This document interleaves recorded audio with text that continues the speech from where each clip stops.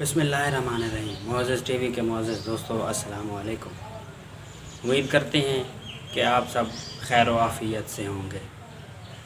हस्ब मामूल अपने टीवी मुअव्वनीन का, अपने सब देखने वालों का और जो लोग हमारे साथ ताउन करते हैं, मैं उनका शुक्रिया अदा करता हूँ।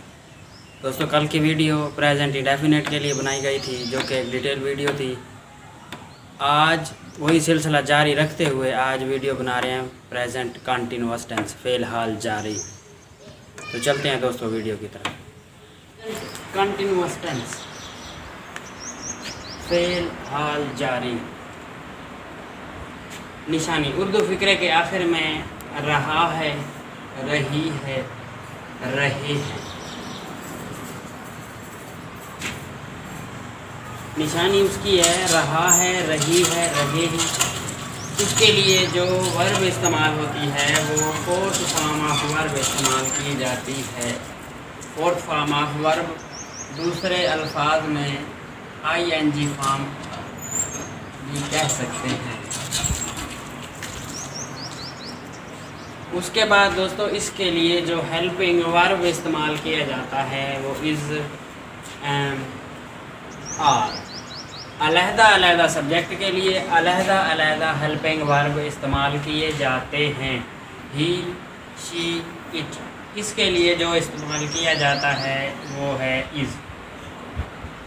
वी, यू, दे के साथ इस्तेमाल होता है आर, और आई के साथ इस्तेमाल किया जाता है एम। ये हो गई प्रेजेंट कंटिन्यूअस टेंस की बुनियादी चीज़ें। उसकी निशानी, उसके लिए इस्तेमाल होने वाली वर्ब, उसके के लिए इस्तेमाल होने वाले हेल्पिंग वर्ब इज़, एम और are.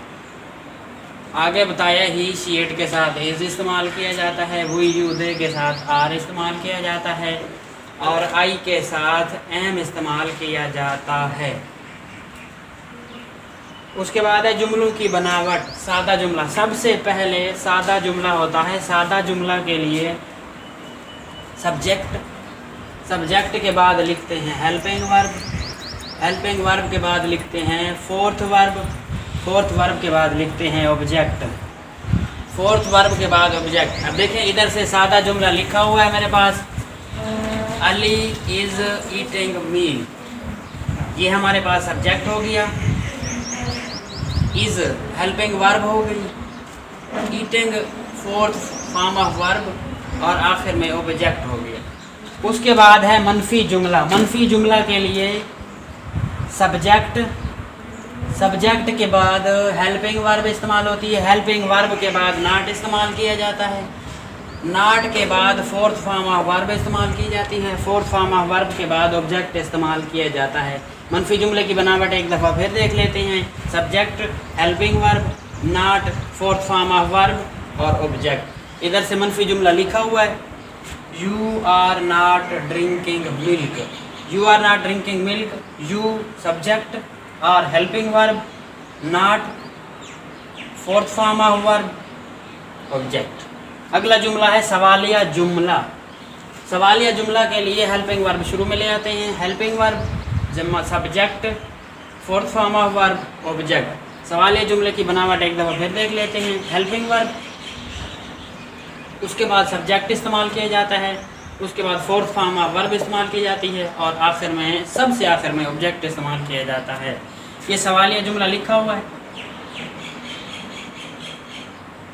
M I speaking English, am I speaking English. Am helping verb शुरू में ले आए हैं, सब्जेक्ट, उसके बाद फोर्थ फॉर्म ऑफ वर्ब, और सबसे आखिर में ऑब्जेक्ट इस्तेमाल किया गया है। Am I speaking English. उसके बाद सवालिया मनफी। सवालिया मनफी जुमले नंबर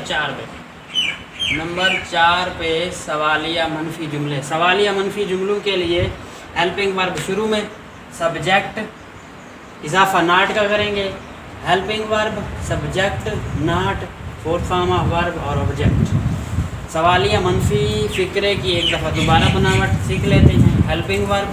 हेल्पिंग वर्ब के बाद सब्जेक्ट के बाद नॉट इस्तेमाल करते हैं, नॉट के बाद fourth form of verb, fourth form of verb के बाद ऑब्जेक्ट। इधर से नंबर 4 पे लिखा हुआ है am I not speaking English, am I not speaking English helping verb हो गया। उसके बाद सब्जेक्ट आई इस्तेमाल किया है, नॉट इस्तेमाल किया हुआ है, फोर्थ फॉर्म ऑफ वर्ब इस्तेमाल की हुई है, उसके बाद ऑब्जेक्ट इस्तेमाल किया हुआ है, और आखिर में सवालिया निशान। सवालिया निशान सवालिया जुमले के लिए भी इस्तेमाल किया जाता है, सवालिया मनफी के लिए भी, दोहरे सवालिया के लिए भी इस्तेमाल किया जाता है, और दोहरे सवालिया मनफी के लिए भी इस्तेमाल किया जाता है। अब हमारे पास दोहरे सवालिया मनफी नंबर 5 पे दोहरे सवालिया, नंबर 5 पे दोहरे सवालिया। अब देखें दोहरे सवालिया वो फ़िक्रे होते हैं जिनमें WH फैमिली वर्ड इस्तेमाल की जाती है। WH वर्ड, उसके बाद हेल्पिंग वर्ब इस्तेमाल होते हैं, हेल्पिंग वर्ब के बाद सब्जेक्ट इस्तेमाल किया जाता है, सब्जेक्ट के बाद फोर्थ फॉर्म ऑफ वर्ब, उसके बाद ऑब्जेक्ट। अब दोहरे सवालिया की बनावट एक दफ़ा फिर देख लेते हैं। WH word, helping verb, helping verb के बाद सब्जेक्ट, सब्जेक्ट के बाद fourth form of verb, fourth form of verb के बाद ऑब्जेक्ट इस्तेमाल किया जाता है। नंबर 5 पे दोहरे सवालिया लिखा हुआ है, why is he weeping in the room. Why WH word, is helping verb, he subject, weeping fourth form of verb, in the room object.